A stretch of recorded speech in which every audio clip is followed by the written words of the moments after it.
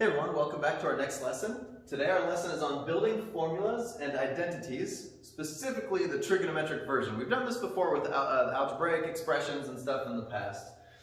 Our mindset message for today is that math makes sense. Why am I specifically choosing this one for this lesson? Because as we dive into our whole next investigation, studying trigonometric identities, we're pulling a lot of stuff back from the past. And so a lot of times these might be like, wow, how do I figure out if this is the same as this or not? And then something will come to you that you've learned in the past. And so a lot of this will make sense. You kind of got to push through it to do so though sometimes. Our learning goals, two main learning goals for today: understand and apply 3 new formulas we're going to learn. The angle sum, angle difference, and double angle formulas. And then we're going to also just focus a little bit on building new identities and what that even looks like and how to do so. Prior knowledge, the most important prior knowledge would be to remember the multiplication law for complex numbers, because we're actually going to use that to reason through proving some of these formulas for today. And then just remembering your trig identities that we've been building so far in our main lists. Let's dive into the first thing. There's a reminder here. There are 2 ways to approach sine and cosine. The first way is as real valued functions. So they're functions that have inputs and outputs that are real numbers. And so if we think of them as functions, f of x equals sine x or g of x equals cosine x, you know, they have their graph, they have all these inputs and outputs, and we've talked about them separately in that regard. But another way to approach it is as sine and cosine together to form one single coordinate pair in the unit circle. So coordinates on the unit circle. Now if this is the unit circle, I think we all remember that that means that the radius is 1. And if a coordinate pair on the circle has angle theta, then this is technically 1 cis theta, right? Remember, that's cosine plus I sine theta. And we don't really need to write the 1, so this is actually a very short abbreviation. And again, remembering cosine theta plus I sine theta, that's what that abbreviation is for. And it turns out that you can certainly prove trigonometric identities by just purely thinking of sine and cosine as functions and then playing around with them a lot of times algebraically. We've already seen a little bit of that before this. But some of these relationships are much more elegantly proven. And we love to use the word elegance in math because it's more beautiful and simple. By thinking of cosine and sine as the coordinates of a point on the unit circle and relating them to complex numbers and using that multiplication law. That's the approach we're going to take for the first formulas that we're building for today. So let's just dive into some examples and then introduce some of these formulas. Alright, we're going to dive into an example first and foremost, because the way we approach this will help us actually prove the first formulas that we built today. So, number 1, find a formula for sine of x plus pi 6 and cosine of x plus pi over 6. Now, we know if we thought of these as real valued functions, like we talked about the first viewpoint earlier, we could just think of this as a function. We know what its graph looks like, and you know that there's a shift to the left of pi 6, right? So there's a lot that we already know about these, but we're going to develop a little bit of a different way of looking at it that does not have a sum in it anymore, essentially. Okay, so it's just going to only involve sine x or cosine x inside of it, without the plus or minus with it. So let's go back and remember the multiplication law. We know that cis of x plus pi over 6, this is adding 2 angles, right? So if you remember the multiplication law, that would be the same as multiplying cis x times cis of pi over 6. Now it's going to help us if we actually write the full expansion out here and do a little bit of algebra to get where we need to go here. So let's do that. So I've expanded this out myself ahead a little bit. Let's take a look together here. So everything here hinges on using this multiplication law. Okay? So cis x plus pi over 6 we know is cis x times cis pi over 6. So we've turned it into something that only has x in it without the x plus pi over 6. And then I just expanded this. This is the same as cosine x plus I sine x. This is cosine pi 6 plus I sine pi over 6. So I just evaluated those for their values, and then what I did is I distributed. So the cosine x, I distributed across there, and I got the first two terms, and then the I sine x, I distributed across to get the next two terms here. And you'll notice we have I squared, which is just going to change this to a -1, right? So actually this will just be minus 1/2 sine x. Now what we're going to do is rearrange the terms a little bit.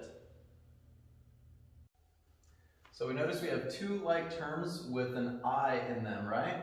So I actually factored the I out front, and I left 1/2 cosine x plus √3/2 sine x. And then we have these first and last pieces that are without an I, so we'll just kind of isolate those in the front. And now what we have actually is a new thing in the form of its own complex number. Just think of it as like A plus BI, right?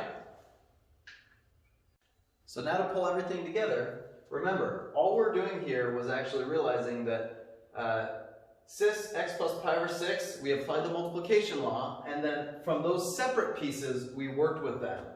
But if we went back to cis x plus pi over 6, remember this is the shorthand version for saying cosine of this plus I sine of this. So cosine of x plus pi over 6 plus I sine of x plus pi over 6 is also equal to this long thing right here. But I've color-coded this for a reason, because we've actually answered the question at this point. It said find a formula for sine of x plus pi over 6 and cosine of x plus pi over 6. This is exactly what we've got. I'm going to put an equal sign like this, and another one, whoops, and another one like this. The cosine of x plus pi over 6 is the same as √3/2 cos x minus 1/2 sine x. So what we've done is we've eliminated a sum involved so that it's just in terms of plain old x with the cosine and the sine.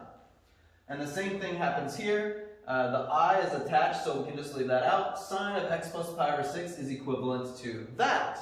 Okay? And you'll notice some interesting patterns here if we were to work with more of these. Let's take a look at more. Let's practice one just like the one we just did, except I've just changed that angle in it. So this will be a number 2, and the instructions are exactly the same. I'm going to start you out on this one. So again, we're going to think about the multiplication law, and because cis x plus 2 pi thirds involves a cosine and a sine of x plus 2 pi thirds, right? It involves both of those things. If we can work with this guy here, applying the multiplication law, we can end up getting two things that are equivalent to those two things. So why don't you look at your notes from the last example and fill in the missing space here, and then we'll check it together. All right, let's check our work. The steps are actually identical steps, right? It's just the only difference is the values we get here when we evaluate cosine and sine for 2 pi thirds instead of pi over 6. Anyway, here's what you should get. You can go ahead and just check your work. One thing to remember is that when I distributed I sine x to the I times √3/2, it made an I squared here, but I squared is -1, right? So that turns this into that turns this into just subtracting, right? And then otherwise, this is the same as cosine x plus 2 pi thirds, and then sine of x plus 2 pi thirds is equal to that. Let's actually dive into the rule itself and show why it works. Okay, the prep work has been done, the foundation has been laid, and now we're ready for our first round of formulas. The angle sum identities are displayed right here. If I have the cosine of the sum of two angles, that's always equivalent to cosine alpha cosine beta minus sine alpha sine beta. And then the sine of the sum is sine cosine plus cosine sine. Okay? So the way to remember the cosine ones is it's always got cosine together and then sine together. And if this is plus, that's minus.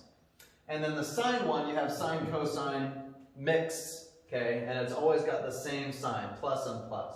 We're going to look at the difference ones in a minute, but first, if you want to look at the proof in your book on page 111 to 112, you can have a choice point for reading and understanding it, and then just send me a message that you read and understood it. And that proof is exactly the same idea of what we just did in the last two examples. We kind of set that up on purpose to understand it. And let's actually dive into a very practical use of these sum formulas. So previously in our unit circle, we did not have one of our angles where we exactly knew for 75, right? Because we know 0, we know 30, 45, 60, and 90. Those are the main 5 angles in quadrant 1, and then we can use those to find the angles in all the other quadrants. However, 75 degrees was not one of those angles, right? The good thing about this is that we can actually utilize 2 known angles and the sum formulas to figure this one out. So, I want you to try to think. Can you think of 2 angles we do know the exact values for sine and cosine of that have a sum of 75 degrees? Try to think for yourself a little bit. Well, the ones I came up with were 45 degrees and 30 degrees. Because we know those exact values, we can apply the sine sum formula, and then we can get an exact value for sine of 75. Let's go ahead and do that. So this is going to be sine 45 times cosine, 30, plus cosine 45 times sine 30. Why don't you go ahead and evaluate that, and then we'll check our answer. So if you just use your unit circle and then just exactly figure out all those, then we get this, and this product becomes root 6 over 4, and then this product is root 2 over 4. And so what we have here is root 6 plus root 2 all over 4. We have the very exact value for sine 75. How neat. Why don't you try to tackle one of these on your own? So for here, number 4, find the cosine of 105 degrees exactly. Again, this is not one of our regular unit circle angles, so we're going to have to think of it as the sum of 2 known angles. Tackle this, and I'll put the work on the board and we can check it. Okay, the only 2 known angles that I could think of to make 105 are 60 degrees and 45 degrees.